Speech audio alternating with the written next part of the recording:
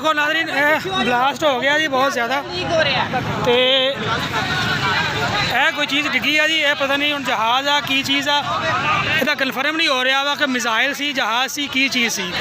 फिलहाल कोई कन्फर्म नहीं हो रहा। बाकी मुकम्मल तौर पर बहुत ज़्यादा तबाही हो गई इत्थे। इत्थे सूरत हाल बहुत ख़राब है जी। यह देखो जी